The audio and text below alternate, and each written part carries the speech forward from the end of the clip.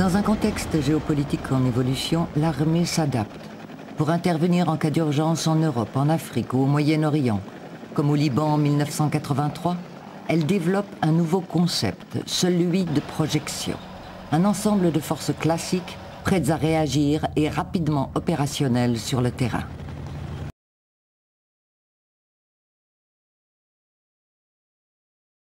Le principe de réinsertion est acquis.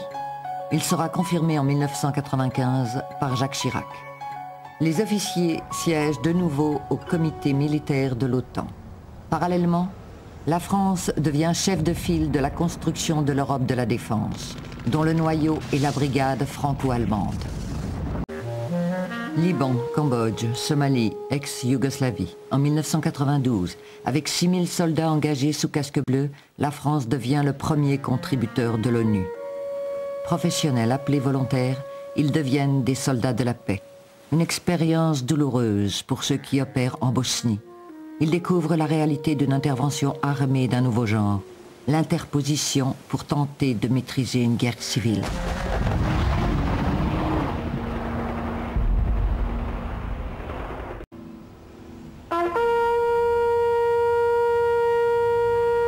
« 700 soldats français ont été blessés en Bosnie.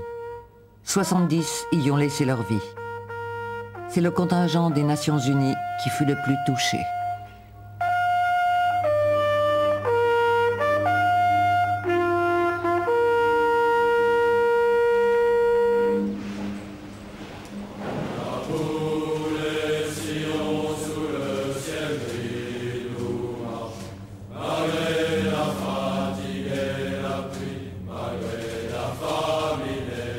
Savoir conduire les guerres classiques ne suffit plus désormais.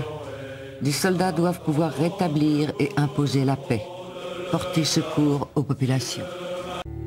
À partir de 1992, 20 000 soldats opèrent en permanence hors du territoire national.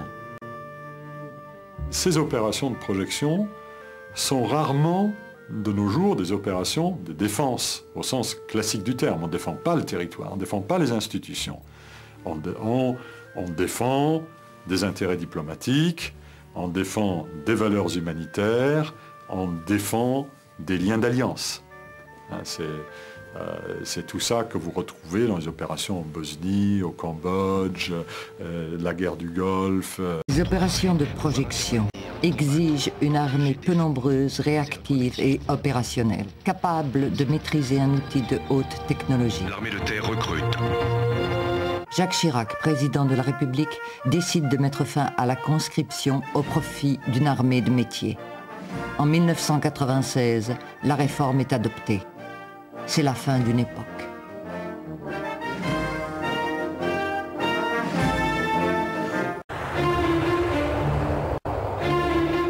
Avec la professionnalisation, les armées devront fonctionner avec moins de 250 000 soldats et 80 000 civils.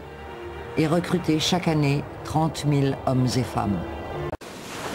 Mondialisation oblige, l'institution militaire est confrontée à de nouveaux défis. Terrorisme, prolifération atomique, guerre civile, protection des approvisionnements énergétiques. Agissant à l'extérieur, le plus souvent sous mandat international de l'ONU, l'armée française en Afghanistan, au Liban, au Kosovo ou en Côte d'Ivoire est au service des valeurs de la nation. La défense de la patrie semble n'être qu'un lointain souvenir.